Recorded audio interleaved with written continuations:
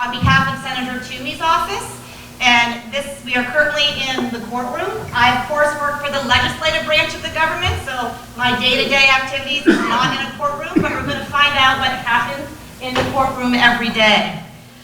Just so you know, a little bit about the federal government, right? It is the single largest employer with more than 2 million people employed, and that includes military, IRS employees, Social Security employees. It's a very large employer.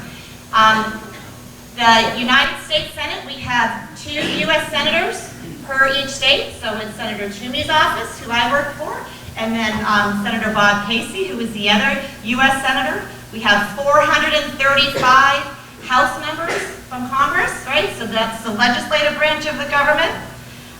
Today, what we're going to focus on is the role of how the executive branch, the legislative, and the judicial branch all work together, how they work independently, what their role is, and the services that they provide for you. So at this point, I would like to turn it over to the court system.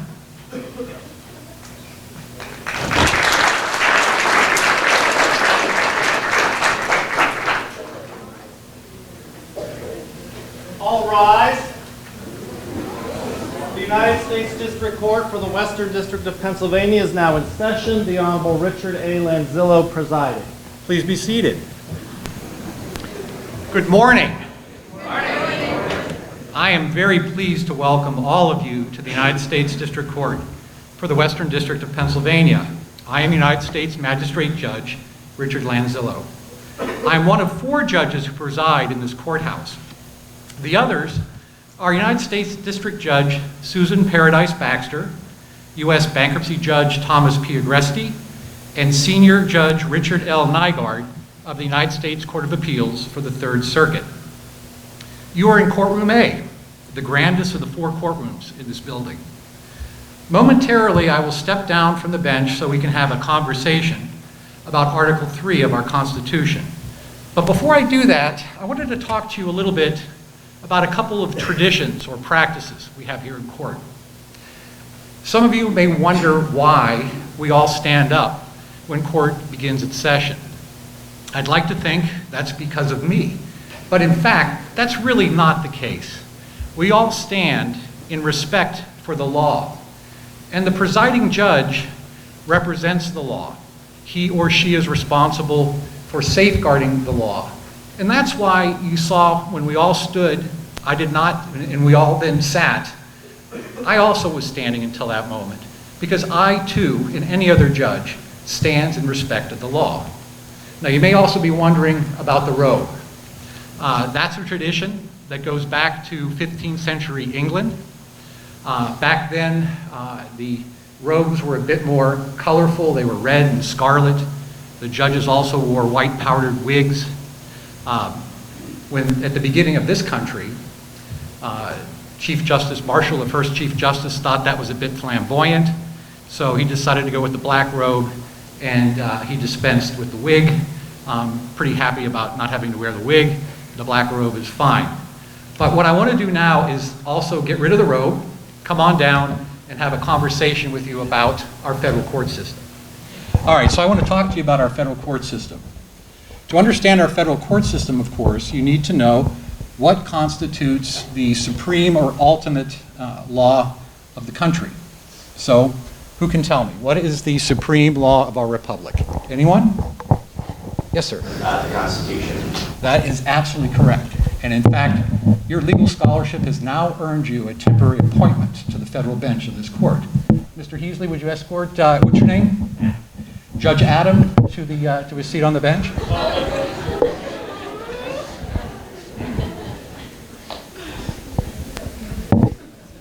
So we're in a United States courthouse, otherwise known as a federal courthouse.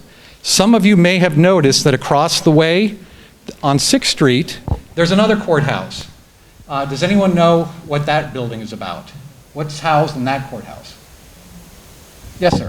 County and state. That's right, the state courthouse. That is absolutely correct. Pennsylvania Court of Common Pleas resides there. Your legal scholarship has replaced Mr. Heasley as my law clerk, and so you take your position there and you can assist me as we go forward. Now, Why do we have separate federal and state courthouses? The Constitution creates a federal system of government in which power is shared between the states and the federal government. This is called, as you know, federalism. And under this federalism system, both the federal and state governments have their own separate court systems. So what's the origin of the federal court system? What creates it? Where did it come from? Anybody in the jury box? Well, if you listen to the introduction, you would probably notice I use the phrase Article 3. It's Article 3 of our Constitution creates our federal court judicial system. And under Section 1 of Article 3, we have one actual court named in the Constitution, the United States Supreme Court. That's the only court that's actually named in the document. However, Article 3, Section 1 also permits Congress to create certain lower courts. And using that authority, the Congress has created 94 United States district courts like this one. This is one of those 94 district courts. We are trial courts here. This is where witnesses appear. This is where cases are adjudicated. Under that same authority, Congress has also created 13 United States courts of appeals. Those courts are, as the name implies, appellate courts, courts of review. They review what we do here to see if we've made a mistake of law. And we are within what's known as the U.S. Court of Appeals for the Third Circuit. That covers the states of Pennsylvania. I always have to check to make sure I don't get them wrong. Pennsylvania, New Jersey, Delaware, and the Virgin Islands is thrown in there as well. Now, Pennsylvania itself is divided into 3 federal districts: the Middle District, the Eastern District, and the Western District. We are in the Western District. It covers 7 counties, including Erie County, Crawford, Warren, and a number of others. And that's the district in which this court operates. And this court is actually further divided into different divisions. We have the Erie Division, which we are in right now, the Pittsburgh Division, and the Johnstown Division. So back to some questions. What's the key difference between the federal courts and the state courts? Anybody? Let me be more specific. Does anyone know what the term general jurisdiction means? No takers on that one? General jurisdiction, that applies to state courts. That basically means that state courts can hear almost any type of case that comes before them. In the state courts, most of the time, the judges are dealing with state laws. Our court, the federal system, however, involves courts of limited jurisdiction, which means that we can only hear certain types of cases. And the most common type of case we hear is what's known as a federal question case, where we are called upon to interpret or apply federal law. Now, this court, federal courts, can also hear cases that involve citizens from different states, if there's a certain amount in controversy. So if you're from Ohio and you have a lawsuit against someone in Pennsylvania and the amount in controversy is more than $75,000, you can file that in federal court. Now, let me see who's actually listening then. All right, based on what I just told you, I have a couple of questions. Your neighbor's dog is barking incessantly, night and day. It's driving you crazy, so you want to file a nuisance lawsuit. Can you file that lawsuit in state court, federal court, or perhaps both? Anyone? Yes? State court? That is correct. Can you file it in federal court? No, you cannot. Perfect. In fact, you know, your directness and the way you answered that question tells me you would be an excellent witness. So, Mr. Heasley, would you escort, what is your name? Allison. Allison to the witness stand. All right, here's another one. Husband and wife, unfortunately, after many years of marriage, things go bad. And someone decides to file for divorce. You're going to file that in state court, federal court, or can you do it in both? Yes, sir. Wouldn't it just be state? Yes. Why? Because the damages aren't over $75,000. That's true, In addition to that, do you think there's any federal law of divorce? No. There is not.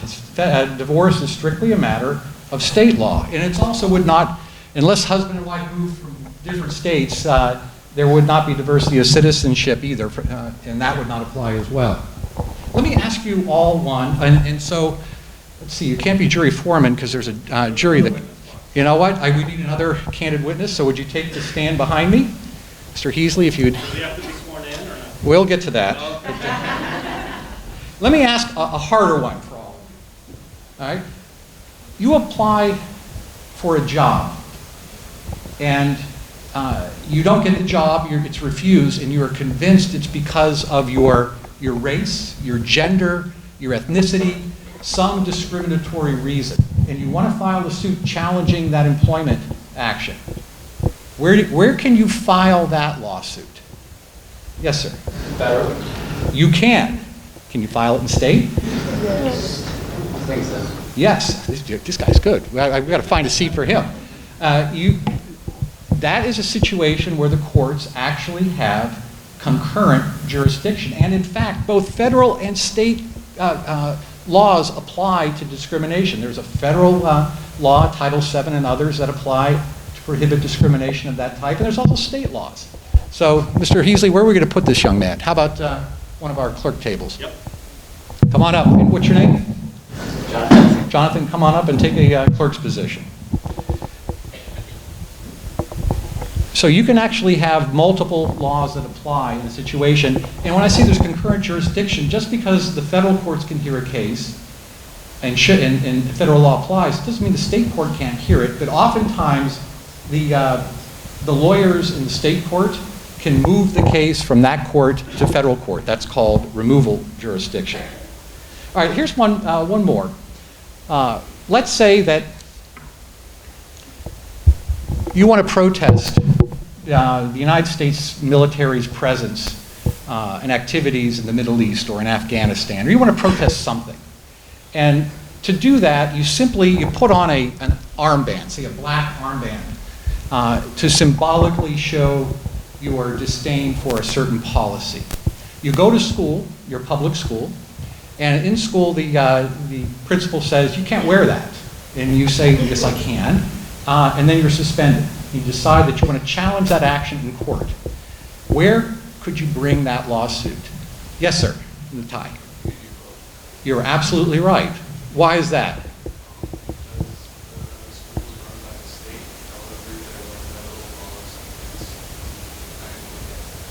All right, so let me ask you, you're on the right track, you're doing great. What rights are you trying to vindicate in that lawsuit? Well, you would be trying to use your First Amendment rights. Your First Amendment rights. Now let me ask you this. Are you going to win that suit? There's a possibility of it.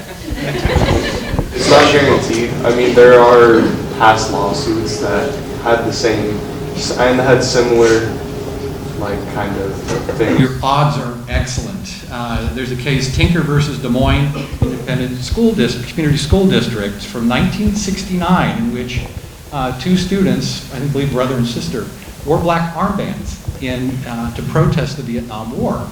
And the Supreme Court said that public school students do not shed their First Amendment rights at the schoolhouse gate.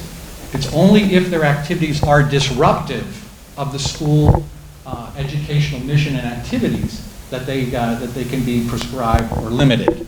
So your chances are pretty good. You're right. There's never any guarantees in a lawsuit, but you would have good precedent to support that position.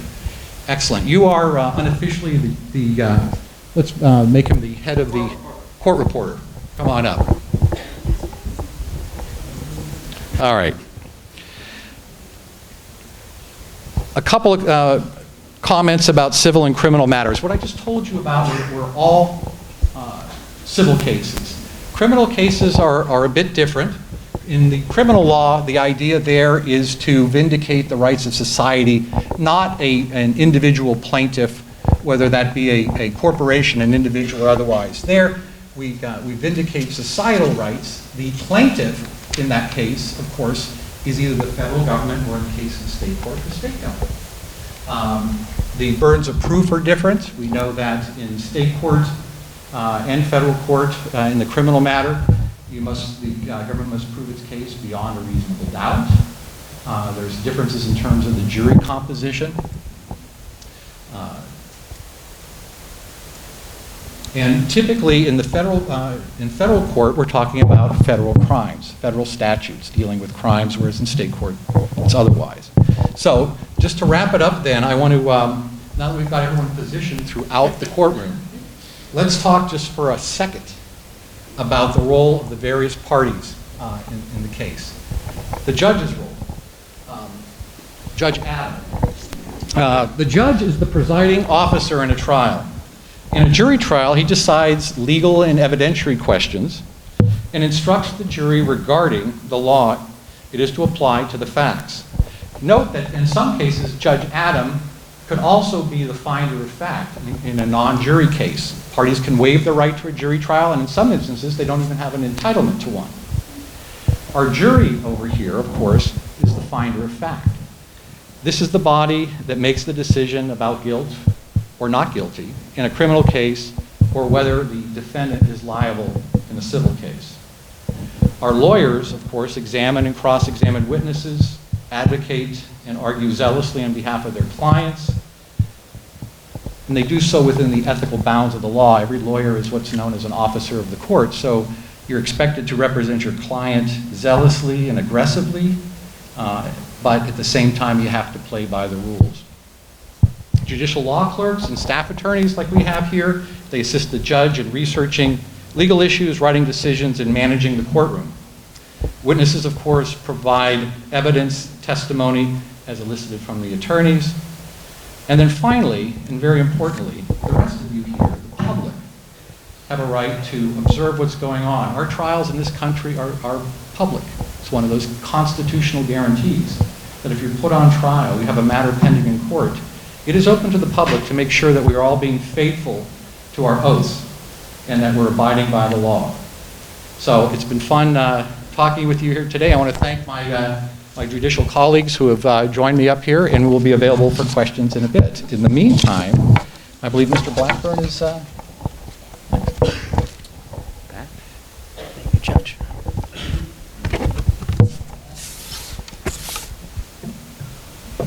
Well, good morning, everybody. My name is Matt Blackburn. I'm Senator Pat Toomey's Western Pennsylvania Director. So what that means is I run his offices in the state in the western half of Pennsylvania. It's a big state. How many people in this room have traveled much in Pennsylvania? You've been to Philadelphia before? So we got about a quarter of the room or so. You've been to Harrisburg? How about, all right, so we got a little bit more. It's a big state. It takes, as you know, probably about 6.5, 7 hours to drive from Erie to Philadelphia. So Senator Toomey represents the whole state of Pennsylvania, and it's a big job, and he has a lot of staff members like myself and Sheila Sterrett who help him do this job in Pennsylvania. So I have done this job for about 9 years. Prior to that, I worked on Capitol Hill. It was a fun experience. If you're interested in politics, if you're interested in the legislative branch, working in Washington, D.C. on Capitol Hill is fun. It doesn't matter if you're a Democrat or Republican. It's a fun experience when you're young, particularly. You write bills, you write amendments, and it's a really fun way to serve your country. So I encourage you to consider that if you are interested in politics. I grew up here in Erie. I went to McDowell for high school. How many McDowell folks? There we go. The McDowell folks are over there. I went to McDowell, and I'm a graduate of Gannon, just across the street. Earlier today, you heard from some of our state and, well, I'm sorry, not state. You heard from your local officials. You heard from Mayor Schemberg and folks who serve their community at a local level. You know, in Pennsylvania, we're a commonwealth. So we empower local governments more so than other states. So the local government and the county government in Pennsylvania is a very powerful tool, and it's used in a more powerful way than in other states. So it's something to consider. Serving your country and your state and local government is a really interesting experience. Later today, you're going to hear from state representatives. They're going to talk about the role of the Pennsylvania Constitution and how that informs their life and how it informs your life. You heard a little bit here from Judge Lanzillo talking about Article 3. After me, you're going to hear from the U.S. Attorney to talk about Article 2. But I'm here to talk very briefly about Article 1. Article 1 is the legislative branch of the federal government. 1789, the framers created a powerful national legislature, right, that represents the states and people. It's two branches, bicameral, right? You have the U.S. Senate, where Senator Toomey serves, and you have the House of Representatives, where your Congressman Mike Kelly serves. This is a branch of the federal government that is really supposed to be the branch that changes the country, right? This is not the branch that determines constitutionality. This is not the branch that enforces laws. This is the branch that creates laws. For those of you who are interested in the legislative branch, it's a really fascinating branch, right? We think of Congress as the branch that handles taxing and spending, right? Anybody here know how much the federal government spends every year? Any idea? Other than too much? Oh, no, that was not I thought maybe you had an answer there. So the federal government spends $4.3 trillion with a T. How about that? With a T, trillion.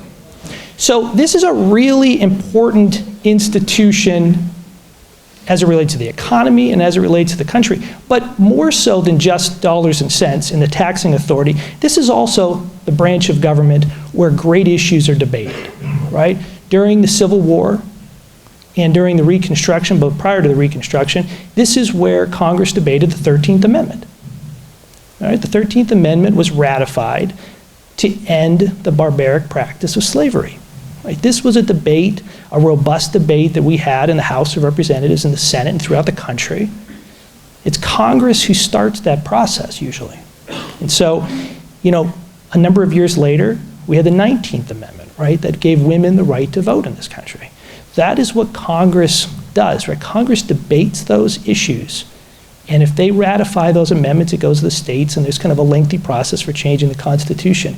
But Congress is the forum to debate these issues, for you to get involved in the debate on these issues. And if you want to run for office, you want to be a congresswoman or a United States senator, this is the branch in which you serve your country in that way. So I don't want to go on too long. We're going to have time for some quizzes and questions as we move through this, but I appreciate your attention, and I will turn over the podium to the United States Attorney for the Western District of Pennsylvania, Mr. Scott Brady. All right, thank you. All right, guys, good morning. How many of you here were here last year? Okay, all right, good. So, I'll get to this in a minute. We're going to have a quiz, and we're going to see what you guys know about the Constitution, which then reflects on you teachers. So we're going to judge you teachers and see how well you prepared these guys. But hold on, that'll be in a second. All right, so Constitution Day. Article 1, you heard from Mr. Blackburn. They write the laws. Article 3, you heard from Judge Lanzillo. They enforce the laws and interpret the laws. Article 2, we do all the cool stuff. We've got the tanks and the aircraft carriers and the bombers. We keep your food safe. We keep the drinking water clean. We make sure people aren't discriminated against with our enforcement powers. So, who am I? What do I do? My name is Scott Brady, as you heard. I'm the U.S. Attorney for the Western District of Pennsylvania. So I'm a part of the Department of Justice. I'm appointed by the President and confirmed by the Senate and sit in Pittsburgh. But what that means is I'm the chief law enforcement officer for all of Western Pennsylvania. So we have about 25 counties. You heard the judge say what the federal judicial district is. Our district is the same. We appear before the judges in the Western District. So basically, if you look at the map of Pennsylvania, it's Altoona West. 25 counties, about 4 million people. So we enforce all federal law. All criminal law, we prosecute. Cases where the United States is a party, we defend the United States when the United States is sued. So here's what's cool about my job. Let me just talk a little bit about this. First thing is, the Department of Justice is an apolitical mission and an apolitical agency. And I know that sounds crazy, right? You hear all the stuff from Washington, all the noise, people yelling at each other, yelling about the Attorney General, yelling about everything that goes on. And while I'm appointed by the president, our mission is apolitical. Very simply, our mission is just to keep you safe, right? So we get up every day to keep you, keep your neighbors, keep your family safe. The other thing that we're tasked with is seeking justice. If you look at the mission statement of the Department of Justice, it says, do justice. Enforce the laws of the United States and do justice, which is a great mission. So Republicans, Democrats, we work together. We don't know what parties we are from. It doesn't really matter. Now, you heard the judge talk about the different jurisdictions that we have. Federally, we have both concurrent and discretionary jurisdiction. If you're interested in that, I'm happy to talk about it afterwards. What's that mean? So you hear a lot about criminal justice reform in the United States, right? Very important topic that we can all be talking about, and our members of the legislature are talking about and sometimes doing something about. In the entire prison system in the United States, there's 2.2 million prisoners. In the federal system, right, not 2.2, 2.2 million. In the entire federal system, there are about 220,000. And of that 220,000, you hear a lot about drug prosecutions. There's about 176,000 that are in federal prison for drug offenses. That's about 3.6% of the entire percentage of the United States prison population. What's that mean? That means we go after the worst of the worst. The state has to prosecute everything. If you trespass, if you jaywalk, if you litter, if you've got a barking dog, they have to prosecute that. We don't. We have limited resources, but our resources, FBI, DEA, Homeland, they are international in scope. So we're charged with not going after the street dealer or the addict who needs treatment. We're charged with going after the cartels in Mexico or the fentanyl manufacturers in China who are importing things and their entire distribution network. We're charged with people who are defrauding seniors of millions, if not tens of millions of dollars. So that's pretty cool. One word about Article 2, and then I'll wrap up for this part. You know, originally, Article 2 was supposed to be the least significant article. And you guys probably know this already. Right? In Federalist Paper 69, Alexander Hamilton said, hey, look, we know you're really worried about this. Right? The Articles of Confederation were set up. There was no central executive. And it was a mess because nobody could enforce anything. And if the state said, I don't really want to impose that tariff because it hurts my trade, we're not going to do it. And the federal government didn't have any recourse. They couldn't do anything about it. So Hamilton was trying to allay the fears of a central, tyrannical executive branch. And he said, look, don't even worry about it.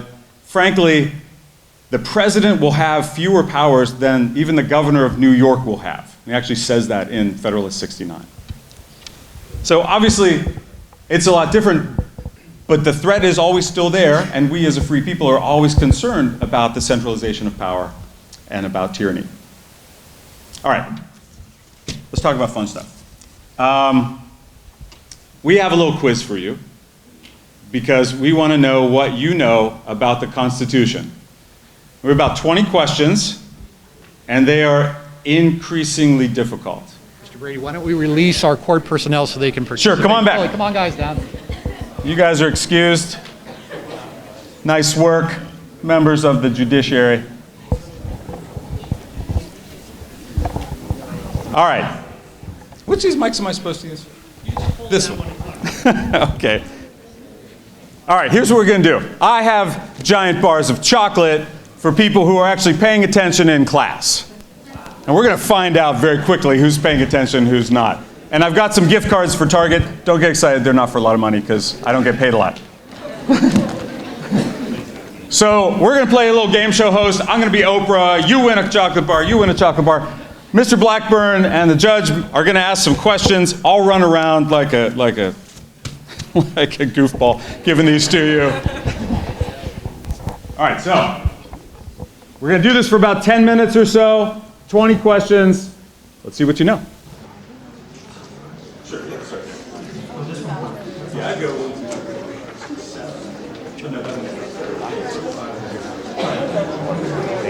Okay, you guys ready? You guys ready? Okay. Here's a hard one. First state to ratify the Constitution. Was it Delaware? It was Delaware.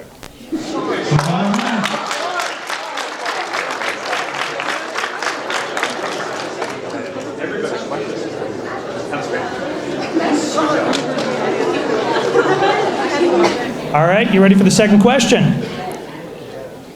Where did the Constitutional Convention meet? Come on, everybody's an easy one. You should know. Pink shirt guy. Yeah. Go ahead. Anytime you want to answer. Philadelphia. Very good.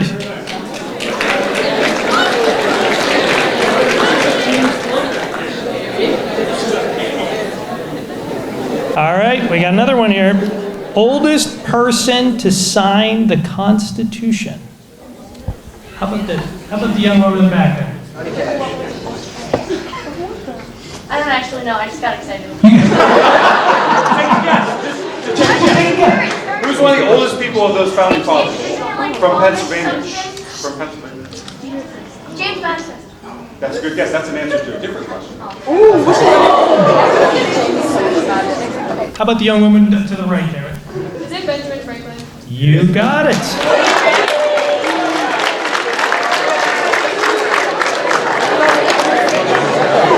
You know how old he was? All right. Oh, wait, hold on. Wait. We get. You guys don't have your phones with you, right? They were taking. Yeah, that's right. They No were- cheating.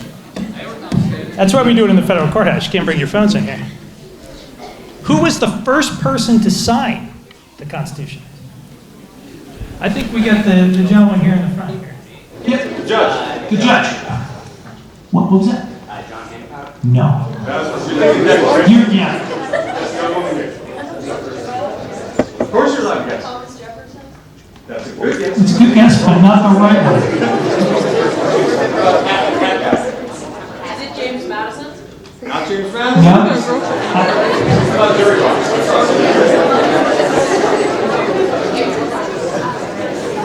Not Andrew Jackson.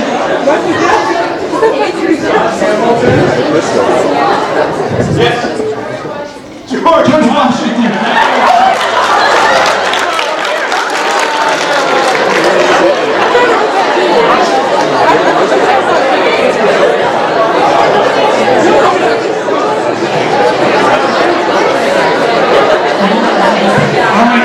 Are we ready? The number of times the word democracy appears in the Constitution. 0. You got it.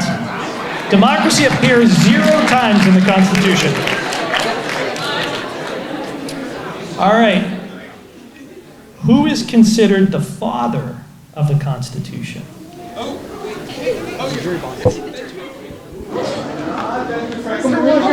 James Madison. Let's see here. All right, this one always stumps people. The only state. Well, that is a hard one. But these are very smart people. So someone's going to get this. I know. He's already buzzed in. He's already buzzed in. The only state not to send delegates. No, we know this. Rhode Island. Rhode Island. I'm very impressed.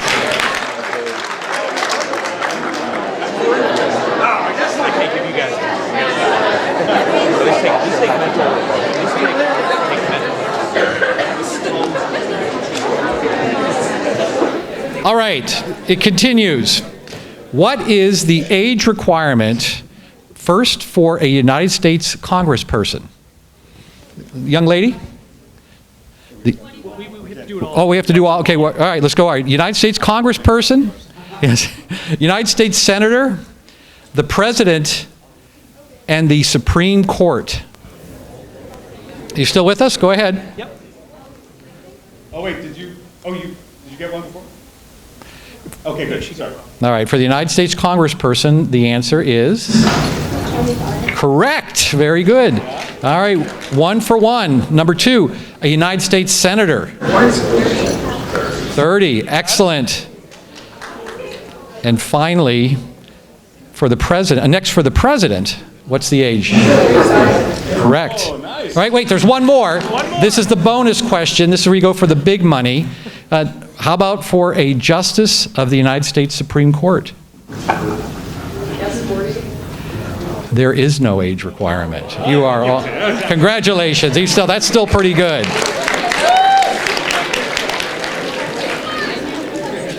All right, next question is a two-parter.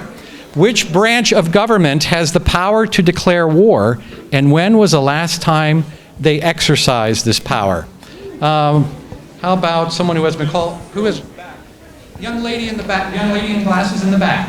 The legislative branch? That would be Congress. That we'll accept that answer. That's perfect. Now, when is the last time that Congress actually exercised that power? You don't have to give me an exact date, although you probably could. Any idea? Take a guess. World War II? You got it. Congratulations. Well done.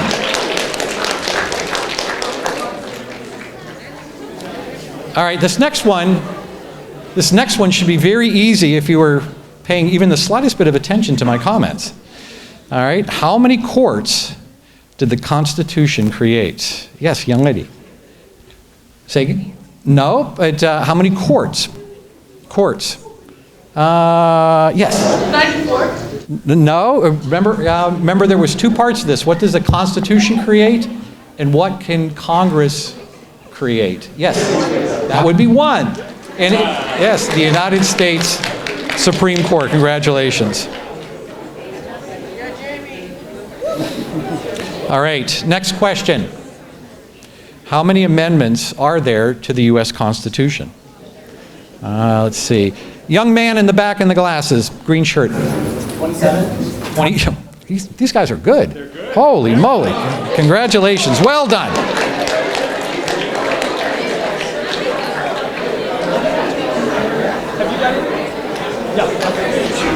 Yeah, he's had his hand up. All right, he's next in queue. Yeah, well, we can say no to. All right. Next question.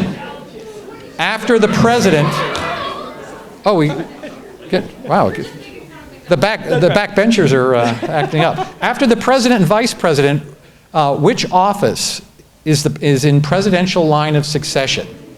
Yes, sir. That would be correct. Congratulations. Well done. Let's see. Okay, now it's big money round. All right, you guys ready? So Up your game a little. all right, so the questions get progressively harder then. All right, what did the 19th Amendment to the Constitution do? All right, a lot of yes, young lady here, can you see who I'm pointing to you? Yes.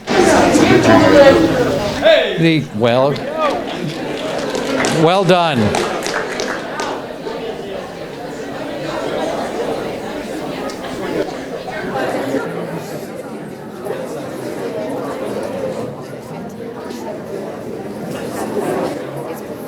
All right, here's a three-parter. You're playing for big money now, so you have to work harder. What was the name of the series of essays made to defend the Constitution during the ratification process? It keeps going. Can you name the three authors of the essays? And can you name, wow, who came up with this? Can you give us their pen name? This is rough. We got someone, a young lady that's waving at me. The Federalist Papers. Correct. St. John Jay and Alexander Hamilton. Yes. Now wait, there's one more. Excellent. Can you give us the pen name under which they authored the Federalist Papers?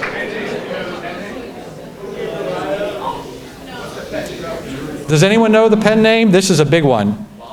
Bob, yes, it was Bob. It was, the young man in the very back row at the end.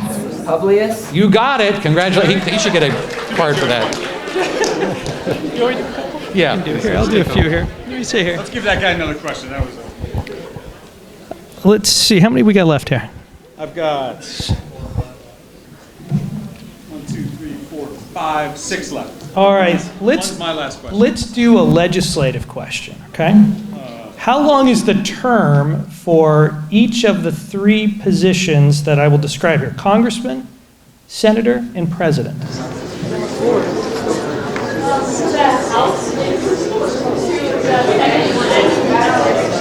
We got a winner. House is 2 years, Senate is 6, and the President is a 4-year term. All right, another legislative question, since it is Article 1. So, what percentage of votes in Congress are necessary to override a president's veto? How about the gentleman there with the... Yeah. 2/3? 2/3. You got it. A minute left. Okay. All right, we're a little behind on time, so I got to do them real quick here. Let's see here. Real quick, name someone who served as President and Chief Justice. Of the Supreme Court. Of the Supreme Court, I'm sorry. William Howard Taft. Very good. We got. All right. Real quick, because we're running out of time, who is the one person who serves in the federal government who actually serves in 2 articles? Not just one, but 2 articles. Yes. Vice President. We got a winner. And let's see here. I like this. Second. Yeah. What Supreme Court decision determined that segregation in schools is unconstitutional? Brown versus, they're very good. All right, last one. All right, last question. You want to This is deliver the it? hardest question. This might be the most important question you hear all day.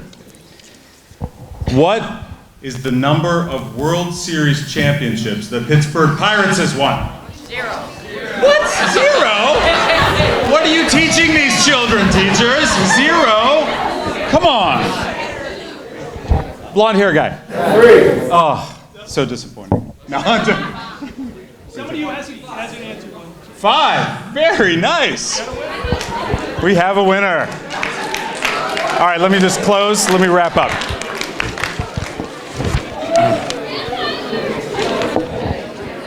All right, guys, in the minute we have left, let me just wrap up. So, great job on that, teachers. Very well done. You guys all know Rhode Island. I thought that was the hardest question. I don't think I knew that one. All right, let me just say one word about why we celebrate the Constitution on Constitution Day.